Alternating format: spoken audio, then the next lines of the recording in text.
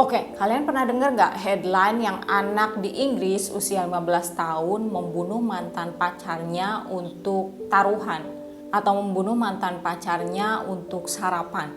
Headline itu sempat booming banget guys. Bahkan banyak juga orang-orang yang bahas kasus ini di YouTube itu pakai headline yang sama. Seorang anak 15 tahun membunuh karena taruhan. Tapi ternyata setelah aku digging up ke kasusnya, detailnya itu lebih mencengangkan daripada headline tersebut. Detail bagaimana taruhan itu bisa terjadi dan bagaimana cara dia membunuh mantan pacarnya itu sangat-sangat mencengangkan. Makanya aku sebut dia itu the real psychopath karena benar-benar jalan pikirannya itu sangat calculating dan sangat controlling. Dan kriminolog juga menyebut dia seorang psikopat. Hakim juga menyebut dia sebagai orang yang sangat controlling, sangat calculating, dan tidak menunjukkan rasa bersalah sama sekali.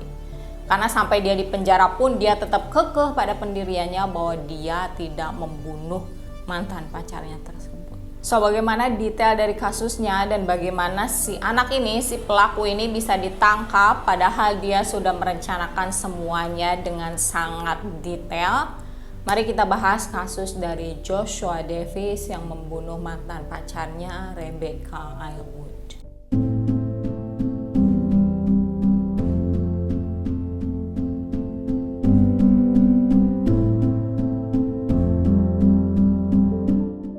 Jadi Rebecca Aylwood atau yang dikenal atau dipanggil dengan Becca ini tinggal di Maesteg, South Wales bersama kedua adiknya dan juga ibunya karena orang tuanya itu bercerai.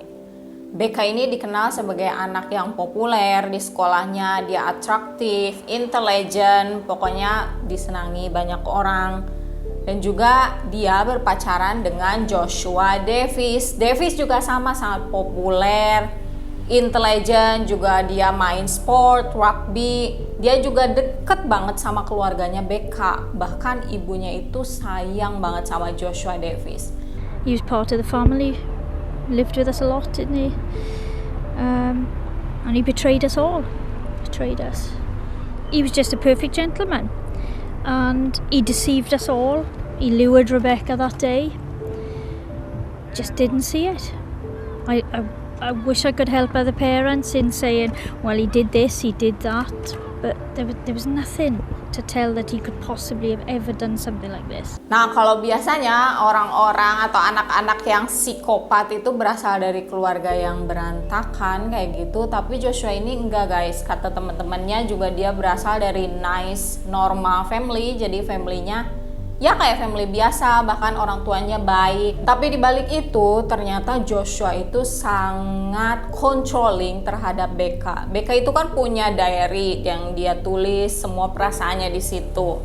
Nah, Joshua itu kepo banget sama diary Becca. Dia sering rebut-rebut diary Becca itu. Sampai Becca akhirnya nitipin diary-nya ke mamahnya untuk disimpan di kamar mamahnya supaya Joshua itu nggak bisa ngambil diary-nya.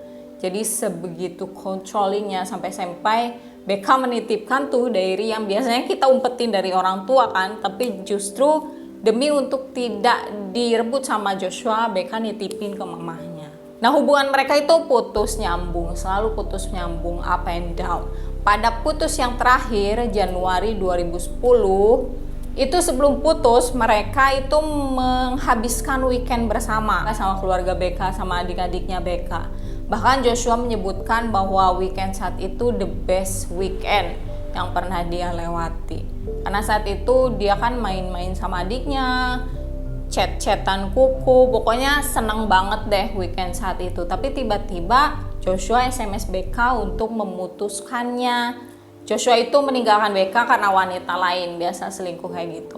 Nah, saat itu Becca benar-benar patah hati banget karena psikolog juga bilang si Joshua ini pinter, dia memberikan segalanya di weekend itu, dia bikin Becca sangat bahagia, kemudian tiba-tiba menghancurkannya. Dia sebut itu push pull effect, dimana dia sengaja, biasanya ini dilakukan orang-orang yang manipulatif, yang narsisistik. Dia membuat seseorang itu benar-benar bahagia banget, kemudian menghancurkannya secara tiba-tiba. Jadi orang itu akan benar-benar suffering, akan benar-benar menderita. Dan itu yang jadi kebahagiaan untuk dia.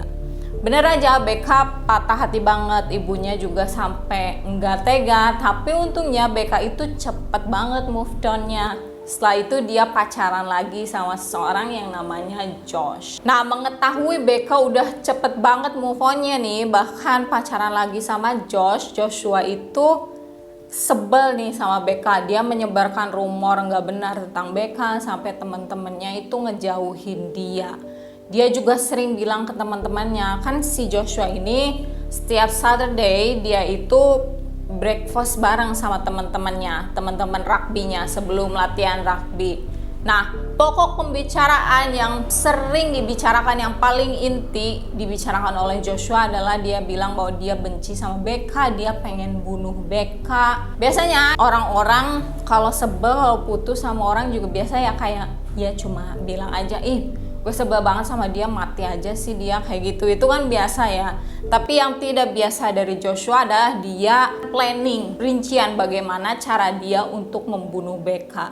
Jadi ada 2 planning yang sering diceritakan ke temennya. Planning pertama, Joshua itu ingin meracuni Becca dengan bunga foxglove dicampur sama deadly nightshade. Itu kan bunga-bunga yang beracun.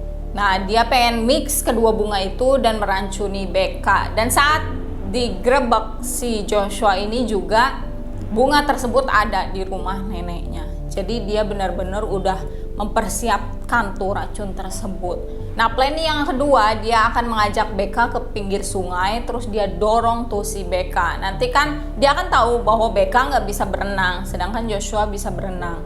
Nanti Becca minta tolong, Joshua akan pura-pura nyebur nolongin Becca, padahal dia akan lebih menenggelamkan dan memastikan bahwa Becca itu meninggal. Jadi itu udah terperinci planningnya untuk membunuh Becca itu. Dan menurut psikolog, si Joshua ini sepertinya menikmati, mengimajinasi cara dia untuk membunuh Becca, makanya dia mempersiapkan berbagai planning. Nah, karena kesel setiap ketemu, setiap ngumpul, Joshua itu ngomongin itu mulu. Temennya biasalah kayak yang lainnya mungkin ya, apaan sih lo ngomongin itu terus, dilakuin enggak, kalau lakuin nanti gue kasih sarapan deh. Kayak gitu, nyeletuk, dan bener deh dilakuin sama si Joshua ini. 9 bulan setelah putus, Joshua tiba-tiba menghubungi Becca untuk ngajak ketemuan. Becca itu seneng banget sampai dia beli baju baru untuk ketemu sama Joshua ini. Mungkin dia pikir bahwa mereka bakal balikan, padahal Joshua itu punya niat lain kan.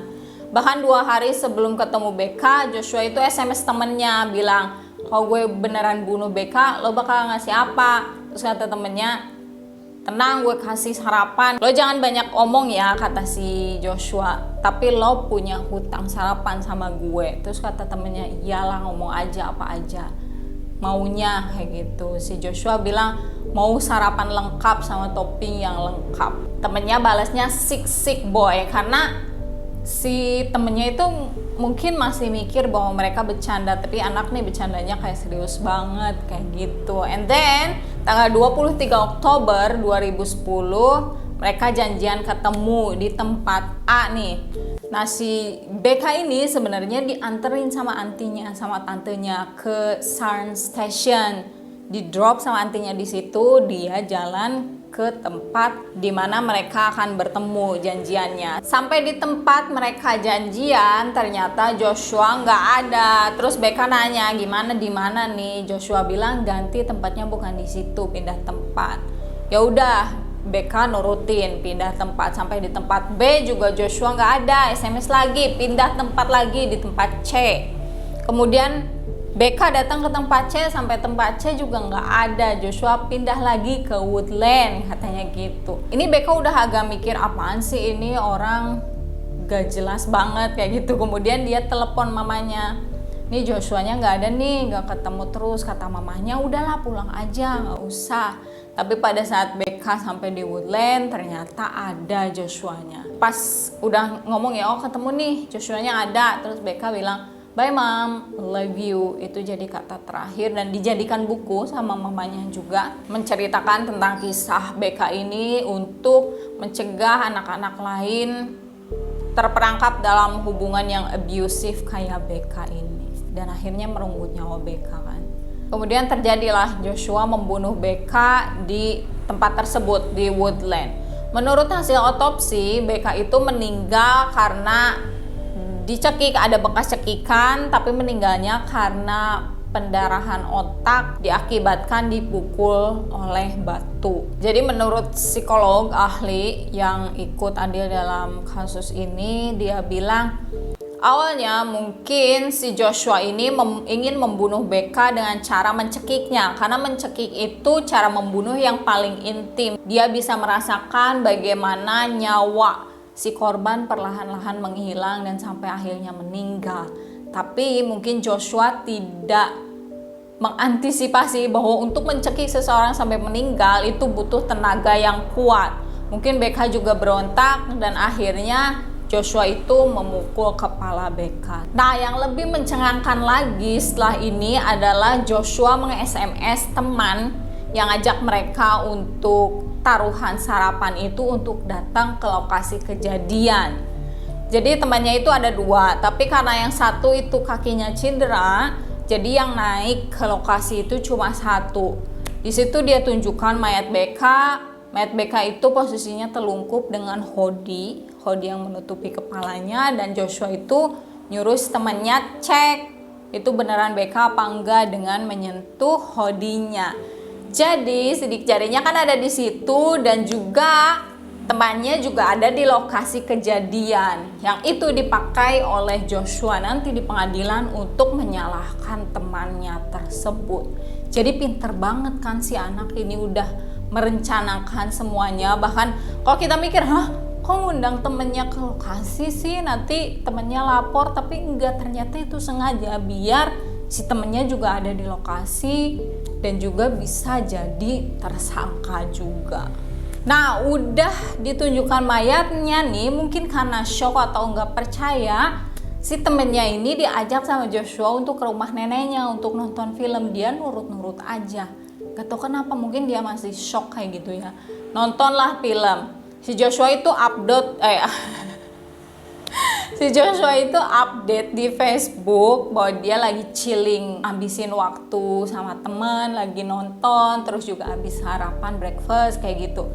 Jadi dia bikin alibi lah bahwa hari itu dia menghabiskan waktu sama teman. Dia juga mengundang satu teman lainnya, dan saat mereka kumpul, Joshua itu menceritakan kejadian hari itu.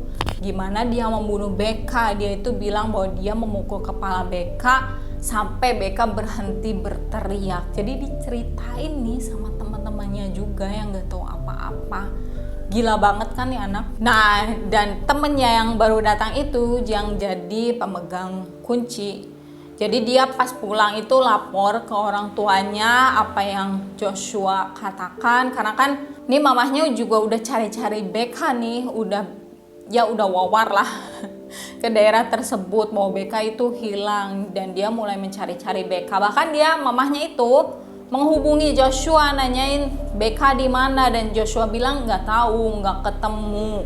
Bahkan Joshua itu SMS teleponnya BK, padahal dia tahu kan BK meninggal, orang dia sendiri yang membunuh, tapi dia SMS, di mana mama kamu khawatir, kalau ada apa-apa bilang ya hubungi aku, kayak gitu. Padahal dia tahu kan BK itu meninggal. Ini benar-benar si anak ini bikin alibi supaya dia tidak disalahkan gitu. Dia bikin alibi di mana-mana, di Facebook, ngajak temen, bahkan menghubungi teleponnya BK, bilang ke mamanya juga. Dia juga update di Facebook bahwa dia merasa kasihan sama mamanya gitu, karena BK-nya belum pulang-pulang. Nah, besoknya jam 9 pagi itu polisi menemukan mayat BK di Woodland karena laporan temennya tadi yang bilang ke orang tuanya apa yang Joshua ceritakan. Kemudian orang tuanya lapor polisi dan ditemukanlah mayat BK di Woodland dengan posisi yang sama.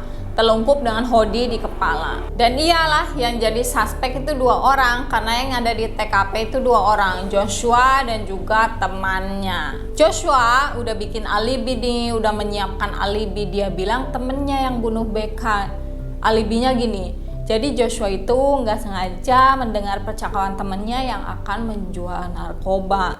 Nah, Joshua itu pengen ikutan, tapi temennya tuh tidak percaya sama Joshua. Dan untuk membuktikan kepercayaan itu, Joshua disuruh membunuh Rebecca, mantan pacarnya tersebut.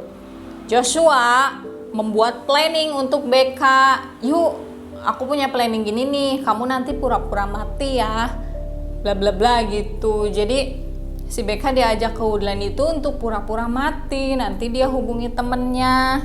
Nah, saat temennya datang dan mereka ketahuan bohong, temennya marah dan membunuh Rebecca. Itu alibi dari Joshua yang menyebutkan bahwa yang sebenarnya yang membunuh Rebecca itu temennya tersebut. Kejadiannya seperti itu. Jadi pinter banget kan nih anak bikin alibinya. Bahkan yang saat janjian sama Rebecca itu yang pindah-pindah tempat itu, disebutkan bahwa Joshua itu sengaja untuk menghindari CCTV biar Rebecca itu nggak kerekam, katanya gitu. Tapi karena banyaknya saksi juga, mamahnya Becca kan bilang juga yang terakhir ketemu Becca itu Joshua, terus ada temen yang satunya lagi. Akhirnya yang jadi tersangka itu Joshua dan temennya yang disebutkan bahwa dia sama Joshua itu adalah tersangkanya yang membunuh Becca. Dia jadi saksi di pengadilan dan menceritakan semuanya. Mungkin si anak ini, si Joshua ini berpikir bahwa temennya nggak akan cerita, bahwa semua dunia itu ada di tangannya. Jadi semua yang dia rencanakan itu bakal terjadi.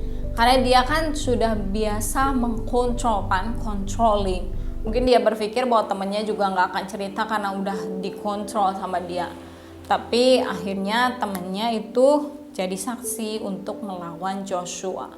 Dan saat itulah semua plan Joshua hancur. Karena pada saat di pengadilan itu orang tua Joshua itu percaya bahwa Joshua itu nggak salah. Jadi mungkin itu yang membuat Joshua makin confident bahwa orang tuanya aja percaya nih, pasti semua bakal sesuai rencana gue nih.